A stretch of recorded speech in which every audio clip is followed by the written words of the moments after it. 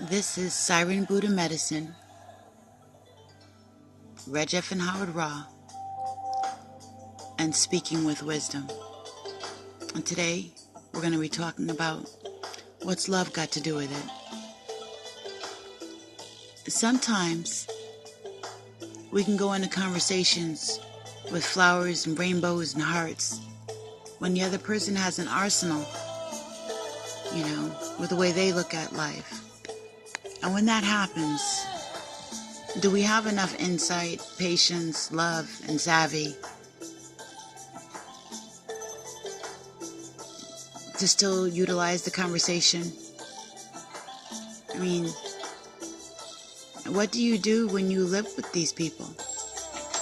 What do you do when you're talking with somebody and they just don't care about what you think at all? Behind closed doors, is it then that our enlightenment and our love goes out the window? Or do we still stand and represent us as a body of people who would like betterment and the way that we interact and understand one another?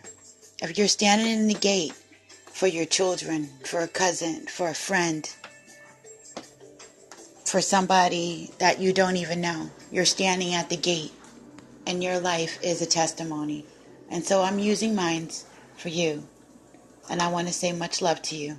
Bring your higher self into the conversation. And let's just see, what does love got to do with it? Much love to you. Carry the same characteristics. We get mad, happy, mad, sad, and such. So when we want to use the word love, love seems to be a very perfect word, you know what I'm saying? But we are very imperfect people. So we have to gain the understanding. When we use that, we have to understand what that word is. And that's not what it is when you have injustice and racism and greed and all these other... Well, that's not a part of the love system that we were really focusing on. I think that when it comes to trying to define love, to redefine it for words that make sense, because they get in the way, it's more like nurturing or balance or substance or...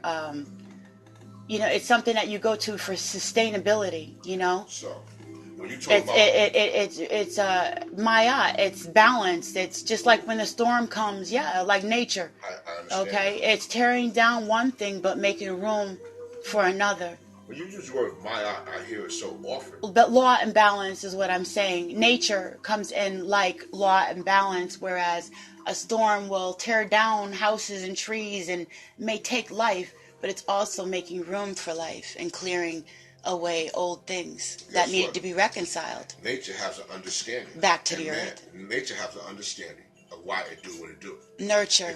Nature, nurture. But nature has an understanding. Guess what? Humans don't. Well, that's what we're trying to get, isn't it? No, first of all, we as people, melanated people on the earth, or people here of descendants of slaves, can't seem to get it. Because first you have to understand and know who you are. We all here, my eye, this, that, and the third, and it doesn't seem to hold any water. Why not? In the days of old, right? Even the first Buddha was said to have learned his characteristics of spirituality and the martial arts through looking at the interpretations of nature and the different animals in it. But when we look at when we go into those particular areas, what I'm saying is it has relevance, though. I think everything has relevance, but Buddha doesn't say when we were in captivity, we were still in captivity, mental captivity. But when we was in physical bondage, there was no Buddha. Buddha has to be studied and understand what it is. The ancients take Buddha when it comes from the original people, and so when it comes from the original people, religion had got devied out through man. Man has took religion and made his own. So that's when it becomes religion. When man take it on and make Buddha, Hinduism, Muslim, and many other religions that come up to make the man comfortable. However, when you say the law of nature or the law of man is not to lie, steal, cheat, and assert, that is law. Because when you do that there, it defines the gravity. And it defines the gravity in you. Then you go back to the original lawgiver, and that's still Ma'at. Well, you might say Ma'at, but what I'm saying is that even you, right, are using these are using these reflections of deities, whether you agree wholeheartedly with them or not, there's remnants in them that can give us lessons, right? And how we should conduct ourselves, or things that we might want to look at. Like looking at nature, being nurture, and looking at the animals and the way they interact with each other, Right. Whether it's a pack or whether they, Nocturnal, or, you know what I'm saying? How do they behave and why? And looking at the aspects of different deities, right? Our ancient deities, how do they behave and why? And in doing that, we reflect ourselves and we find out how to love or nurture. But the deities you're talking about are mythological people who depended on, when you look at the sun for strength. They named the sun. They named anything, like Hinduism. Hinduism named every different. The wind is good, they give it a name. The cow is good, they give that. They eat cow dung. We have to understand, when you talk about deities, that come up to the European settings. But regardless, we're looking at the aspects, or we're looking at the traits of these different things we're speaking of, instead of getting wrapped up in them or where they came from in an entirety. We're just looking at different aspects of them and how they pertains to us. But, so you take what you need, so and you leave the rest. Well, who is us? Us individuals. Individuals? Yes. Oh, you talking about all people together? And no, you as an individual, take what you need from the different aspect of different cultures or deities, or, or religion. You take what you need, and you leave the rest where it is. So when you look at individual, and you look at the United States, where there's 45 million black people, from African American, so-called African Americans. Pertaining to love? No, we're talking about, looking at deities and looking about goddess, and you look at Afro Americans here in America, right? And you look at each different state that we're in, right? In the inner city communities, where we are suffering, first of all, from self-identity. We don't know who we are. We try to name, we go back into Africa, and then we start from the deities, where the deities have came from the Greek gods. The deities first originated from the African uncivilized civilization, because the Africans wasn't civilized people. You understand what I'm saying? The knowledge that they have obtained came from the Hebrew Israelites, who taught them many different arts and different crafts. When you worship many different gods, you're confused. This is why the Greeks took on the African gods and the deities, and then the Romans took it on, and now the Europeans took it on, and so we are still trying to figure out where is the deity. So we got Maya, which strengthens for the woman, because it's a woman goddess. So it strengthens the woman. Why? Because she's in despair. And only the black woman, or more than anybody else, call on my art. But you won't see any other cultures call on my art. You know what I'm saying? For the healing and the condition that I see now, where women say, "Wow, we're empowered." We're in a worse condition now than ever. The men have been. Other cultures would call that something else. These deities, right?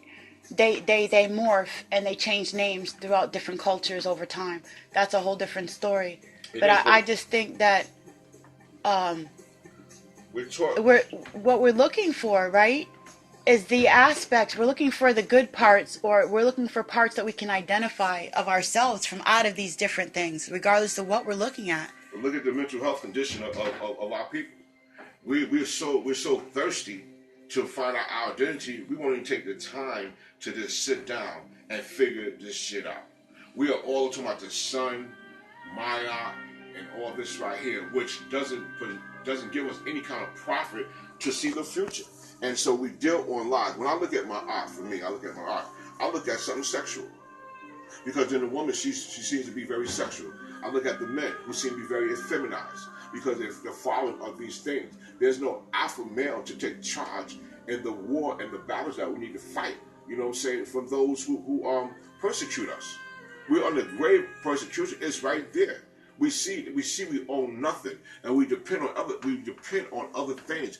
All our knowledge is coming from that. It's been trickled down. But when you see the outcome of it, it's like we don't own stores, we don't own nothing. Even medical, we can't even go through our medical, and we have to go through that, which continue to oppress us. We don't want to deal with that. I see the defensiveness, toward, things that are other than what you're used to. And a lot of people are like that. I'm not blaming anybody. It is difficult to get used to other things, but just from your statement alone, how you said that my eye is sexual to you, tells me that, you know, from deeper reflection of this, the topic of her alone, you would learn a lot.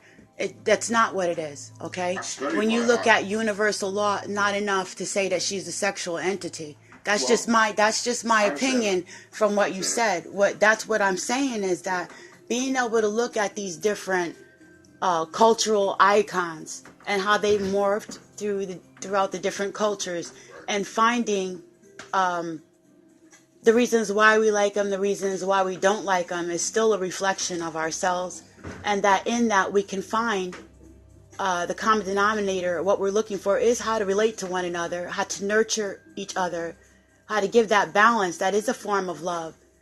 You know, and we can get caught up in the word, right? We can get caught up in the word, but I think for me, it is nature. It's how we are nurtured by the Creator. It's how we're nurtured by the balance of all this and how we can get it back.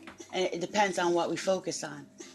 My thing is, how can you have love when you never taught love? I want to know who taught us love. Well, because it depends on what's in your heart. If your intent is to have nurture and care and enlightenment and understanding and to give it back, to me, that's a form of love and caring. But your heart is your mind.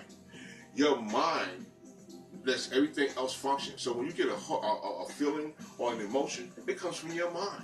So your mind proceeds from a higher point. When you learn different systems, you learn how to change that. You don't have to think with your mind. Like, for instance, think about Hawaiian design. Some of us are built different ways. It's just your design. And, you know, some of us think from the heart. Other ones think from different areas of their being. Just like with astrology, and some of us are born Aquarius and some Scorpio and Leo. Others are born from a different pivotal point. So you're looking at life from that space in which, you know, you were born into, your reflection from your cultural perspective or your intellectual perspective. That is like a star in the sky, right, that can be that can be what do you call it? You can pinpoint where it is. Like when you use Google Maps and you can find someone's home. It's the same kind of system. When you talk about astrology and everything, that's trickery. To me, it's witchcraft, it's trickery. It's witchcraft and trickery because when a baby is a baby, you know what I'm saying? It is a baby, and it's nurturing through what is taught. Astrology has nothing to do with it at that particular time. Witchcraft creates, you know what I'm saying, these monsters that are running around with false illusions. So if a baby is taught from the ages of 1 and 5 years old, it's taught to not tell lies, to not steal, to not greed, to control their sexual energies, you know what I'm saying? It moves forward, you know. But because it goes on, astrology is never proven to be worthy. Not at all. Astrology is a trick from magicians and sorcery. You know, it holds no water or no weight. We can look up and we can see how the world turns to get what we need for a fact as the day turn or the month change just by the moon. You know, you don't have to be an astrologer to know those things. But because one wants to trick you and control you, it goes by that. And so when we're looking at these different deities where you say Ma, well, what was Maya through slavery? You know what I'm saying? There's no evidence to support Ma'at, but from an African culture or for that who wants to be emotionally comfort to get past a lot of these things. It's all an illusion. The laws is not the laws of university. The laws of university has their own laws, which we don't understand. Well, I think it's... And the laws of man is to be morally and principled and have principles and be righteous. And I say, if you bring 5 laws, because if I say, what can my eye do for a community? I would ask you, what can my eye do for a community? You would give me X, Y, Z. If you ask me what the laws, you know what I'm saying, of man is, and I continue to say this right here, if we went to an area and say, I won't lie no more. I won't cheat on my girl no more because I will respect the next man. You understand what I'm saying? I will, I would love myself. I would love my neighbor as I love myself. It would cure black on black crime. It would cure self-hate. Why? Because when I walk out, I won't cheat on my brother or my sister. I won't have to lie. You understand what I'm saying? I will love my brother first as I love myself, and we can build communities. But when you say ma'at, you tell me what ma'at can do for a community we should bring into the mind, what ma'at would bring. Babe, these laws came from Mayat. Yes, they did. These laws were stolen from the original deity. That's why I'm saying if you did further study, yeah, you would know what it is that I'm trying to say. The other thing too is that I studied Mayat before you did. No, Ken, what you just said, hon, it doesn't add up. It doesn't equate because this system is built on our ancient system from Kemet, okay? That was the first deity when you look at the tree. That is Amen. It is the triple goddess, okay? It's the triple black goddess.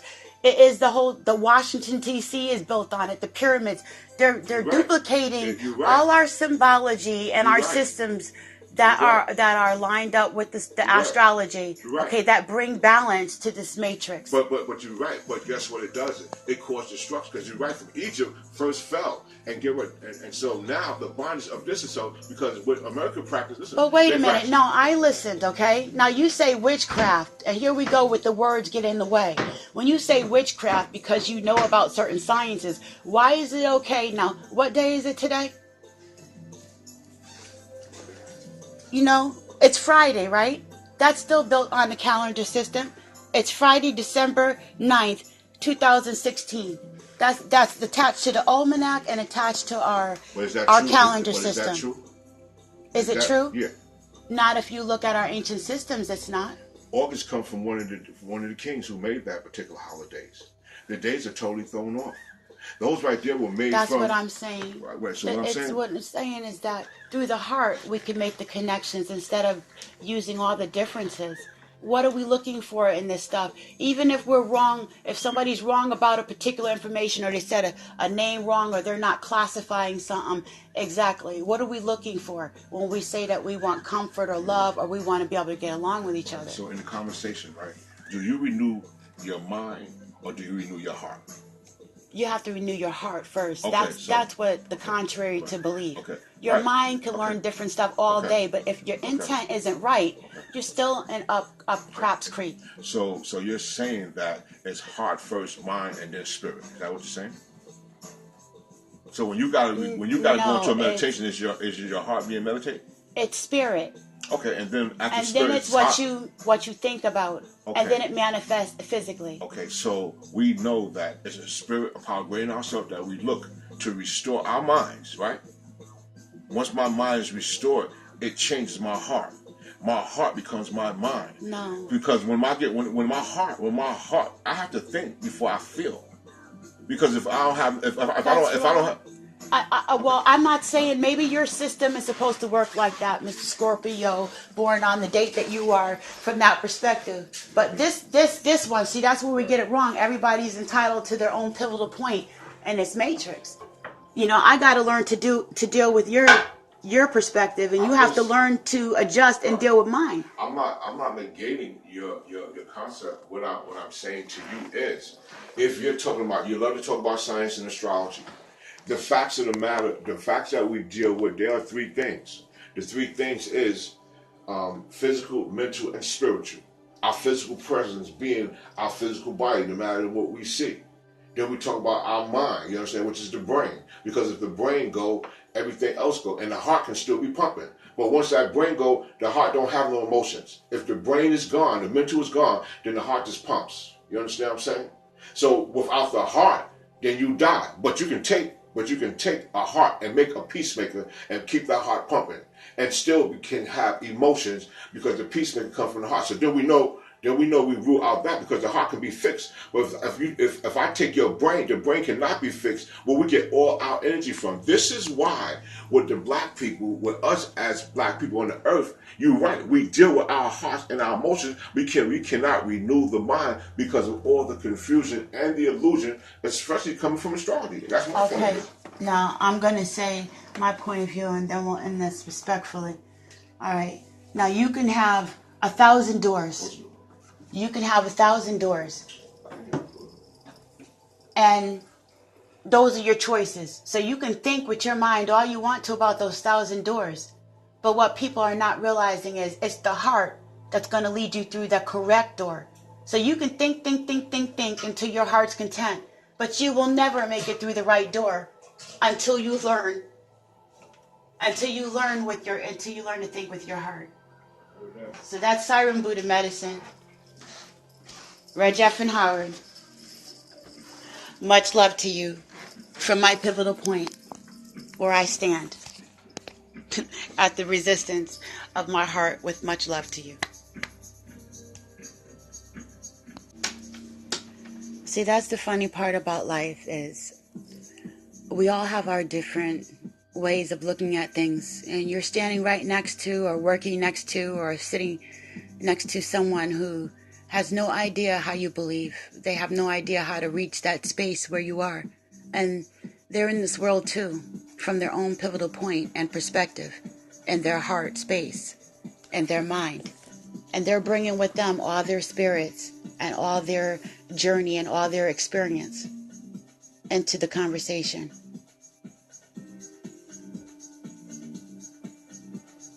How tolerant are we to be able to get along with one another, to come to the conclusion so that we can fix this? So, this is Siren Buddha Medicine. Much love to you.